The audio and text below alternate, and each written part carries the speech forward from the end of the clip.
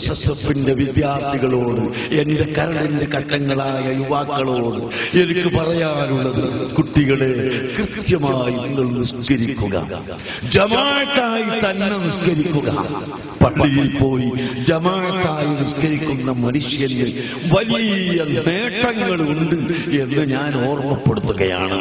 ഒരു സാധാരണ മനുഷ്യന്റെ കഥ ഞാൻ ചിന്തിക്കുന്നു. ഒരു സാധാരണ മനുഷ്യനായിരുന്നു ഒരാൾ.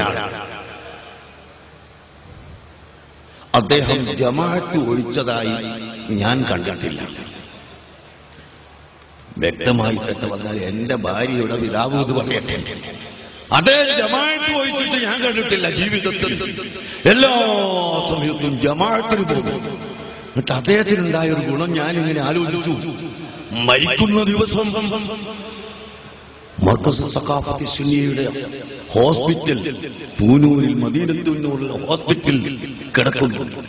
ഞാനും അവയരത്ത് തങ്ങളും രാത്രി മഗ്‌രിബിന് ശേഷം അവിടെ എത്തിയപ്പോൾ ഞങ്ങളോട് പറയുന്നു, നിങ്ങൾ രണ്ടാളും വരാൻ കാത്തിരിക്കുകയാണ്.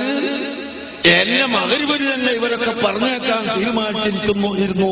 പക്ഷേ നിങ്ങൾ രണ്ടാളും വരാൻ കാത്തിരിക്കുകയായിരുന്നു.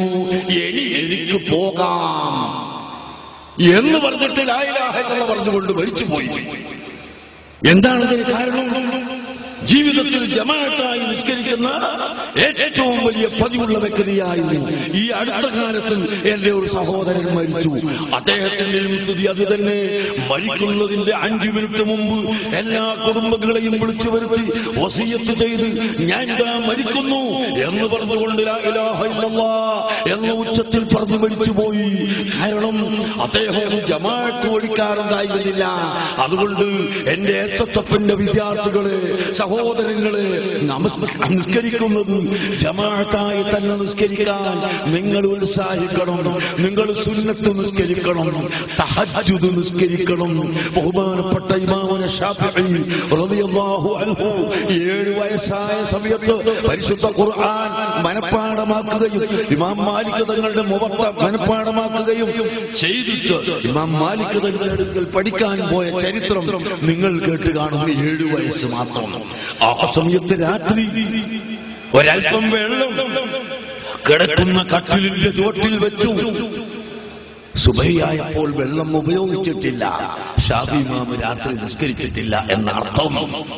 ഇമാം മാലിക് റളിയല്ലാഹു അൻഹു അത് കണ്ട ഉടനെ തന്നെ സുബ്ഹാനല്ലാഹ് സുബ്ഹാനല്ലാഹ് മുതഅല്ലിമുൻ യത്റുകു തഹജ്ജുദ, ഒരു മുതഅല്ലിം തഹജ്ജുദ് ഉപേക്ഷിക്കുകയോ എന്ന് ചോദിച്ചു. ബഹുമാനപ്പെട്ട ഇമാമുന ശാഫിഈ റളിയല്ലാഹു അൻഹു പറയുന്നു, എന്റെ ഗുരുനാഥന്റെ ആ വാക്ക് എന്റെ നെഞ്ചിലേക്ക് തറച്ചുപോയി, അമ്പ് തറച്ചതുപോലെ തറച്ചുപോയി. അതുകൊണ്ട് പ്രിയപ്പെട്ട സഹോദരങ്ങളെ, മൗത്തിന്റെ രാത്രി പോലും തഹജ്ജുദ് നിസ്കരിച്ചിട്ടാണ് ബഹുമാനപ്പെട്ട ഇമാമുന ശാഫിഈ റളിയല്ലാഹു അൻഹു ഈ ലോകത്തോട് യാത്ര പറഞ്ഞിട്ടുള്ളത് എന്ന് നിങ്ങൾ മനസ്സിലാക്കണം. അതുകൊണ്ട് ആ സുന്നത്ത് നിസ്കാരം, തഹജ്ജുദ് നിസ്കാരം, മറ്റുള്ള നിസ്കാരം, ഇതിലൊക്കെ SSF വിദ്യാർത്ഥികളെ നിങ്ങൾ മാതൃകയാവണം. ഞാനും നിങ്ങളും മാതൃകയാവണം. അല്ലാഹുവിന് വഴിപ്പെടണം. നമ്മൾ ചെയ്യാത്ത കാര്യം ജനങ്ങളോട് പറഞ്ഞാൽ അത് ജനങ്ങളിൽ ഫലപ്രദമാവുകയില്ല. അതുപോലെ തെറ്റുകുറ്റങ്ങളിൽ നിന്ന് നാം പൂർണ്ണമായും മുക്തമാവാതെ തെറ്റ് ചെയ്യരുതെന്ന് മറ്റുള്ളവരോട് പറഞ്ഞാൽ അത് ഫലിക്കുകയില്ല. അതുകൊണ്ട് നാം അല്ലാഹുവിനെ ഭയപ്പെടുക, രഹസ്യമായും പരസ്യമായും അല്ലാഹുവിനെ ഭയപ്പെടുക, അല്ലാഹുവിന്റെ ഇബാദത്ത് ചെയ്യുക. പൊതുജനങ്ങൾക്ക് വേണ്ടി നമ്മുടെ പ്രവർത്തനം ശക്തമാക്കുക, നമ്മുടെ യൂണിറ്റുകൾ ശക്തമാക്കുക. അഹ്ലുസുന്നത്തി വൽ ജമാഅത്തിന്റെ ആശയങ്ങളും ആദർശങ്ങളും എന്താണ് എന്ന് നിങ്ങൾ പഠിക്കണം.